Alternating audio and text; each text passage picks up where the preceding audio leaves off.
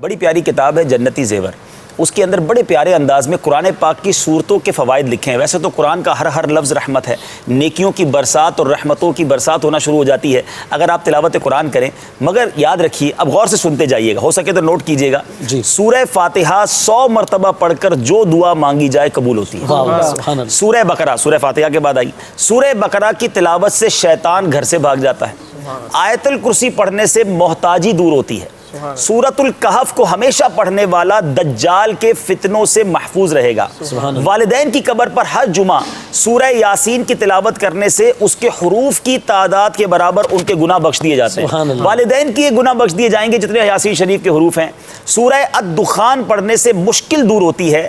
اور جو قریب المرگ ہو, یعنی آخری وقت کسی کا چل رہا ہو, سورہ الجاثیہ کا دم کرنے سے اس کا خاتمہ بالخیر ہو.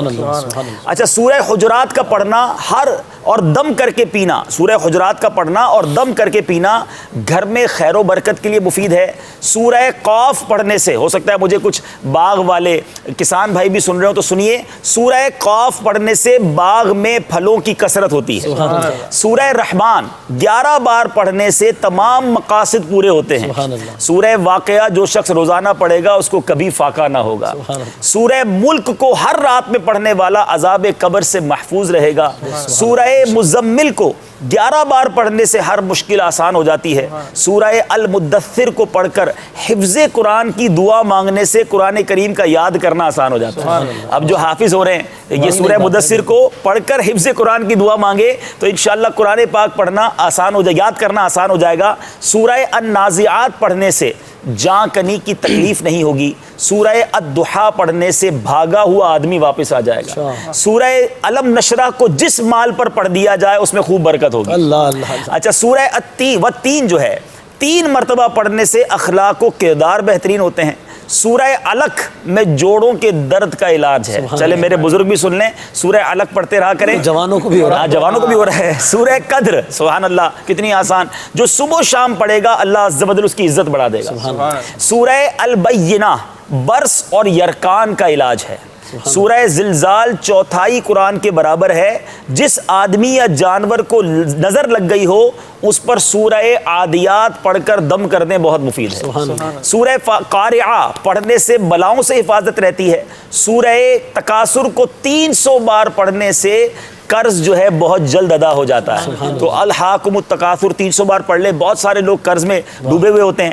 اچھا, اور سنیے سورہ قریش, یہ میں نے امیر علیہ سنت کا معمول بھی دیکھا ہے کہ سورہ قریش جان کی حفاظت کے لیے مجرب ہے. آپ کو کبھی رات کو آپ جا رہے ہیں ایسے علاقے میں ہیں, آپ کو فیل ہو رہا ہے کہ آپ کو کچھ خطرہ ہے, تو سورہ قریش پڑھنے کی عادت ڈالیں, یہ بڑا زبردست وظیفہ ہے. سورہ ماعون بڑی مشکل کے وقت پڑھنا بہت مفید ہے.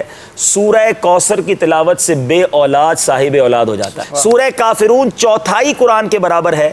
سورہ اخلاص 3 قرآن کے برابر ہے اور اس کے بہت سے فضائل ہیں. اور سورہ فلق اور سورہ ناس سے جن و شیطان اور حاسدوں کے شر سے حفاظت رہتی ہے پورے قرآن کے. اچھا, اب میں آخری ایک اور بات بتا دیتا ہوں, اور بھی کوئی مشکل ہے نا, بڑا آسان وظیفہ آپ ابھی کر سکتے ہیں.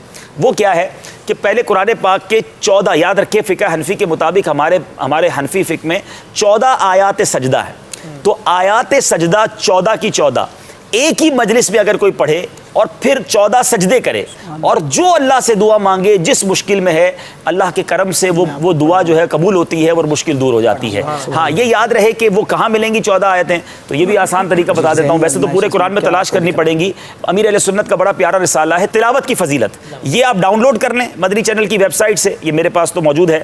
اس میں یہ 14 آیتیں ایک طرف کر دی گئی ہیں. رسالہ کھول کے 14 آیتیں پڑھ لیں, 14 سجدے کر لیں اور پھر دعا مانگے. الحمدللہ میں نے بھی اس پر عمل کیا ہے اور یہ بڑا زبردست وظیفہ. ویسی دل مطمئن ہو جاتا ہے میں قرآن کے ذریعے دعا کر رہا ہوں. مجھے اپنی اور ساری دنیا کے لوگوں کی اصلاح کی کوشش کرنی ہے انشاءاللہ.